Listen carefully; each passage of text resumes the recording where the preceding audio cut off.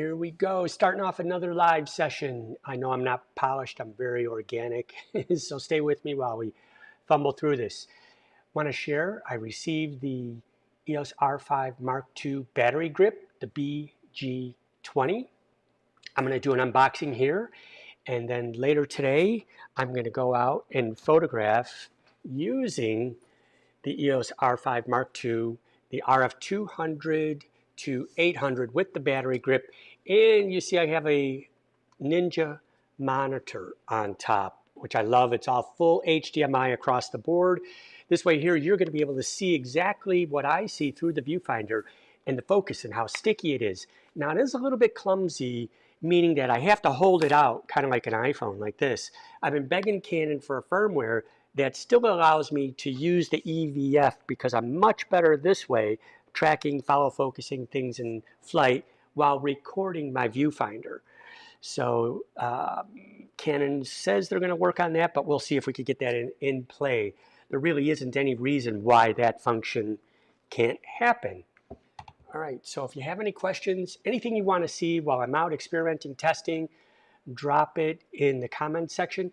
I will be photographing using the R5 Mark II at an event on Saturday with off-camera flash. I've been testing. That's not going to be my maiden voyage. I always test my gear to make sure everything works.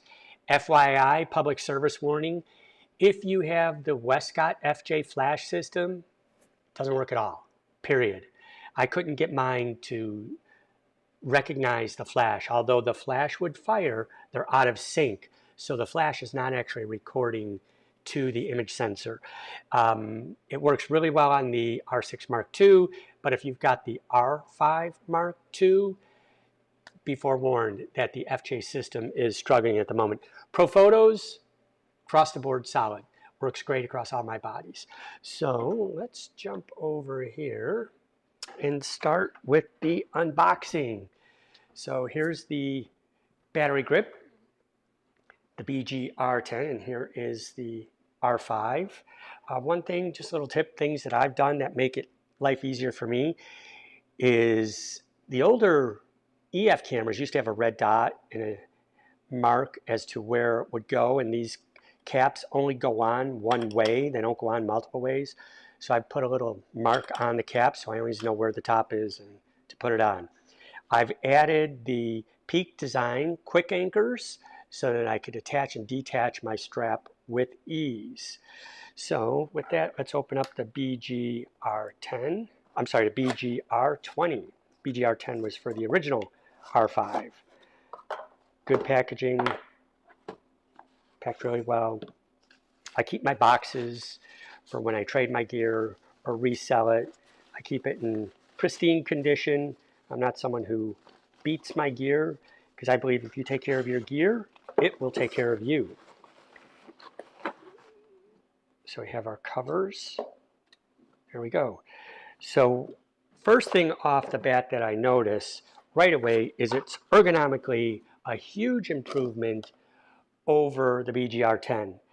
The joystick on the BG-R10 was way down here, and I could never find it without removing my eye from the viewfinder. So now it actually fits right in my hand beautifully. The ergonomics are greatly improved. My thumb falls over all the focus buttons and control buttons, vertical shooting, multifunctions, and the joystick is right there, easy to maneuver. What a lot of people don't realize, because I've heard people that they lose their battery door, and then when they want to take the battery grip off, they have a hard time finding it. Canon has always had a little receptacle here to hold the battery door. So let's remove the battery door. There's a little clip, spring clip on the bottom. Just pop that. And it goes right in here, so you will always have your battery door handy. I put my name and phone number on all of my gear, so that if I ever leave it somewhere, I've left remotes on occasion, you can retrieve them. So there we go, nice fit, solid. My order of additional LPE6P batteries is on back order. I've ordered 8 of them. So I've talked about this yesterday, but I will reiterate it here. that you can use the older R5 batteries, but you will lose certain functionality, pre-capture, the higher frame rates, and some of the video codecs and frame rates. So here I've got two LPE6 batteries, and it goes in much the same way as the previous BG-R10. Our batteries go in. There we go. And it isn't, I've seen a lot of reviews where people are saying they're having a hard time adjusting to the on and off switch here, and they're flipping with the muscle memory because the on and off switch was on the opposite side for the R5. I took to it really easily because I find it makes a lot of sense because I could just use my finger on and off, right? On and off. So I haven't had any issue with that. So now it just, everything fits beautifully in my hand. The vertical grip is outstanding. So powered up. I went through all of the menu features yesterday, and in my menu, I put all the things that I would use. So if I want to go to pre-capture, you could see it's not grayed out. If I use, just for illustrative purposes, I'll show you what happens when you use the older LPE6 and H batteries. So if I put these batteries in, pre-capture will be grayed out. You need a whole lot more power with the new cameras and all of these new functions. So the batteries do work. Again, it just puts some limitations on what you will get. So we'll power that back up. Powers up just fine. But you could see high speed is not green anymore, so it limits the frame rate. It doesn't do the full 30 frames per second. And pre-shooting as one of these, pre-continuous shooting, which that pre-release was great, and I'll talk about that in a second, for birds especially, jumping off branches, or peak action for sports, hitting a baseball player, hitting the ball right off the bat, because while you depress the shutter button partially down, the camera is actually buffing images into the buffer. And then when you press it all the way, those images are now recorded. So it feels a little bit like cheating, but it gives you a great advantage for your timing and getting those critical moments. Now, yes, you do edit a lot more, especially if you're shooting at the high speed frame rate. All right. So that's the BG-R20. Everything's working great. So got it here. And this is what it will be like with the battery grip. Now, since I only have two of the new batteries, I'll have one camera. The secondary camera will have the old batteries in it. So let's see. No questions, no comments. All right, we'll keep going. So I mentioned that I'm going to be using this as a ground camera. And what I mean by ground camera is I'm going to make it a remote camera that fires every time I shoot my primary camera. So I'll quickly dive into how I will do that, and then I'll show you how I set that up. So just to give you an example, let's share the desktop. There we go.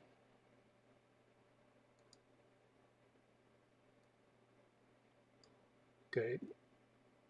Let me get everything lined up here so I know what's what. Okay. So I have a coyote in our area. In fact, when I got home today, I was so excited. There was this beautiful fox in the cul-de-sac where we live, and by the time I got my camera, it was gone. But this coyote, I wouldn't call it tame, but just about every morning at sunrise, we could find it in this field. And it's hunting and looking for food.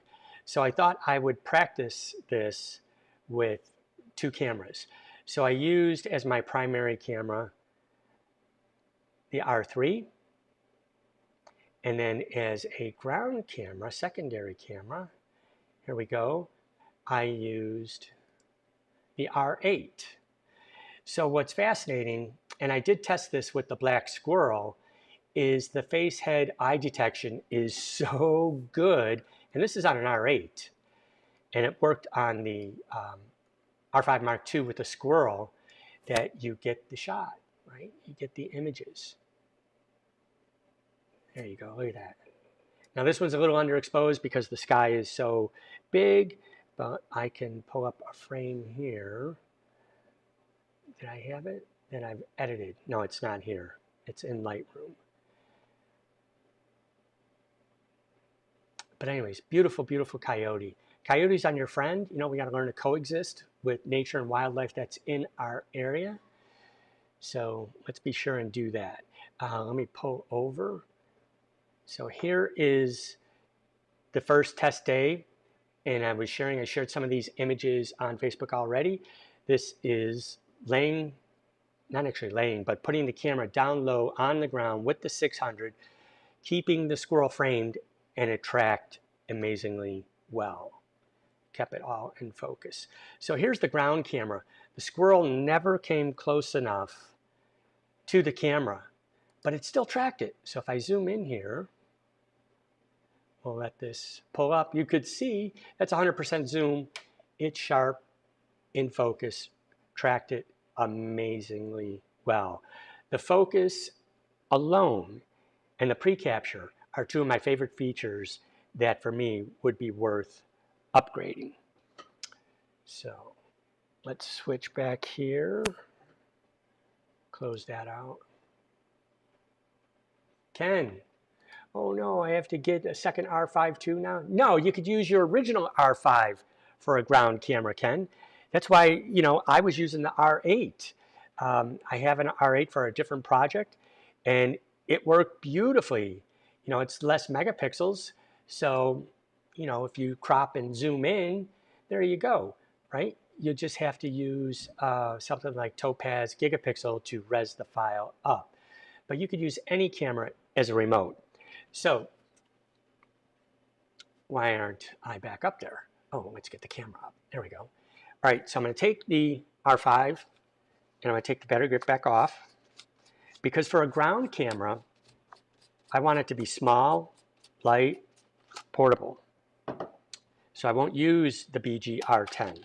Now this camera, I'm going to set it up an hour before sunrise. So we're not messing with the coyote's routine in the space where it's at.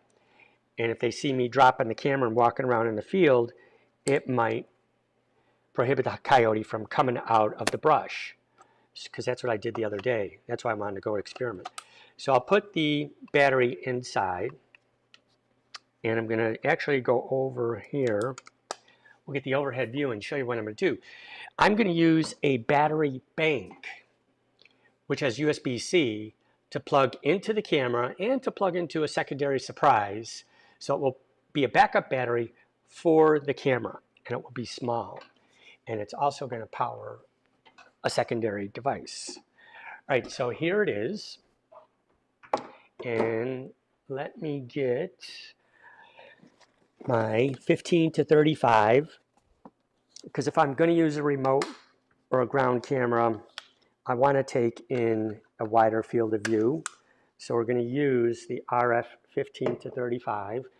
And to mount everything, I'm going to use the Platyball.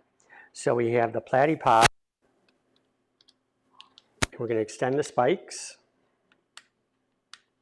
So it will go into the grass and be just enough out of the grass so it will not interfere with it. And here is our setup for the remote. I use this at weddings, events, anything and everything. I've strapped it to trees in bear country, you name it, I have done it. So I get that remote anywhere I want to use it. All right, so I'm going to get the Arca Swiss Platy plate. So we put that in the bottom. Now, we are going to set up the camera so it is completely silent. So at that time of day, I'm going to go for a 60th of a second, f4. I'm going to overexpose 1 2/3 because the sky is in the foreground. I'm going to make sure that silent mode is active. And so we're in electronic shutter and we are in animals. There you go, right? So that's set up. I'll power it off.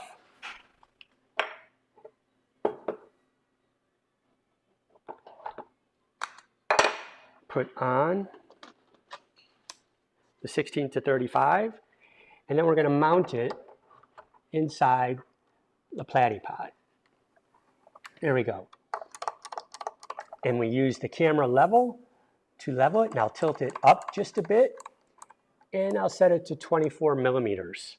So let me raise this up so we can get a wider view of everything. And here is our camera setup. Now there's a couple different ways. If you don't have pocket wizards, which I'm going to be using, so it will shoot precisely, there are times where I've used the interval timer, right? Get that back in there.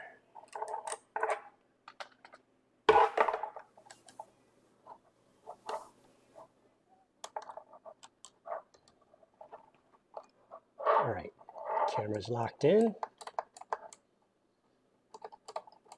Good. So here we go. We have the camera.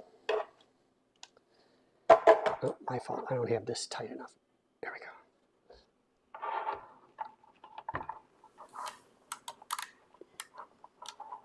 Good.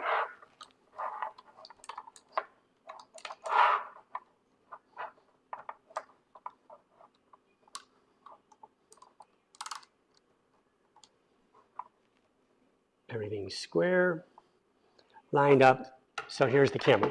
As I was saying before, you can use the interval timer to take a picture every second, every 3 seconds, whatever you want that interval to be.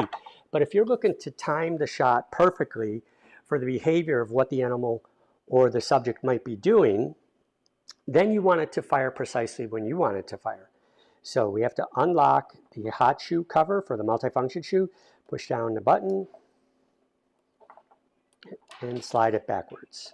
Now we have access to the multifunction shoe.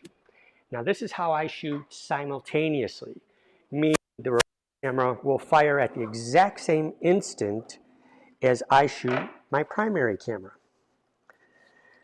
So I have the Pocket Wizard +4. I have them all permanently labeled for my groups. I use them for flashes, I use them for whatever. And this is set to receiver mode in group B. So I could turn this on and off. We put it into, actually what I'm gonna do is, because I don't want the contacts for the multifunction shoe to be damaged by the Pocket Wizard. If I shove it too far in to the hot shoe, there's these contacts in there and I could damage them. So I'm going to use this adapter, which then protects it, and it allows me to have the full 5 pins. And it also creates a nice little weather seal because it has a rubber gasket. Okay, I know we're starting to get a lot of gear in here, but this is the way the guys do it at the Olympics. This is the way they do it at basketball. They'll mount it behind the backboard. And here is our pre-trigger switch. So when you push the button, it's already set to fire. So it's going to fire as fast as possible. This plugs into the side of the +4. And then I plug it into the remote trigger sensor on the body of the R5. So once that's plugged in, we are set to go. Now this is a fully functioning remote. I have it in animal face tracking, so it's going to actively focus and track the animal comes into its field of view. So it's on, I've locked the buttons, and this will fire a camera or a flash. Now what's nice about the +4 is it still has a pass-through if I needed to add in a speed light off the top of the flash. Now what I'm going to do is go one a little bit more, is because I want to record video of the fox approaching the camera. So I'm going to use a GoPro Hero. I've taken the battery out of it. You could have the battery in or have the battery out, but I showed you I'm going to use the external power bank. So I don't need a battery within there. I have the battery cover door.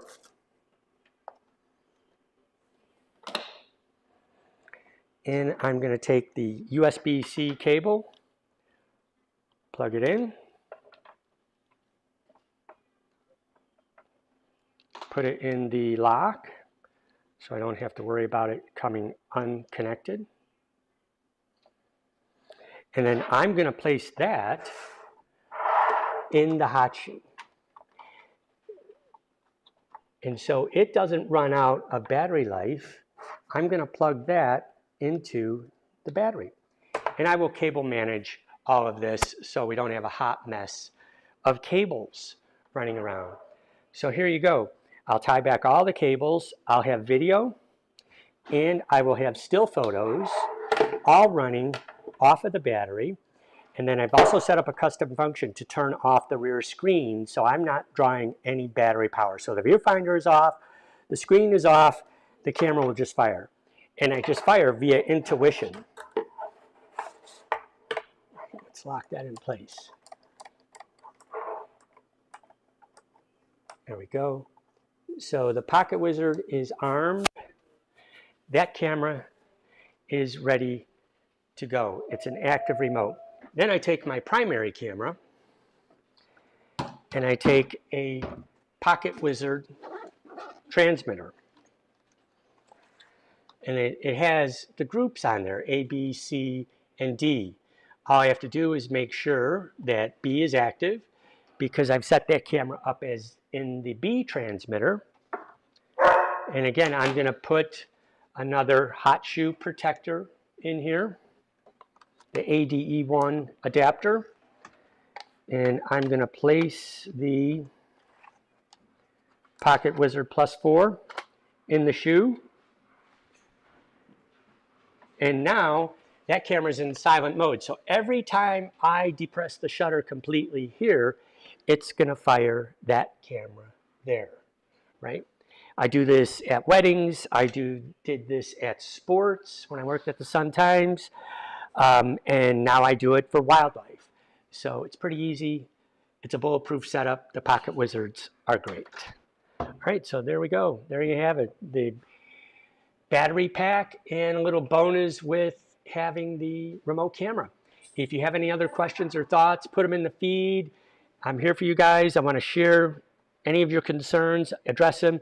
Like I said, I'm going to go out and record right through the viewfinder so that you could see exactly what I'm seeing through the viewfinder. Jensen, I'm kind of jealous of you. Where you live, it's outstanding. You have such great waterfowl and birds. You know, Dawn and I think we're coming down after Thanksgiving, so hope you'll take me out to all your best places and look forward to shooting wildlife or photographing wildlife together. So excited about that. All right, guys, again, if you have any questions, you find this of value, please share it out. We're trying to grow our YouTube channel, trying to share this information and grow our platform. So thanks again, appreciate it. And again, put it in the feed, any questions you might have.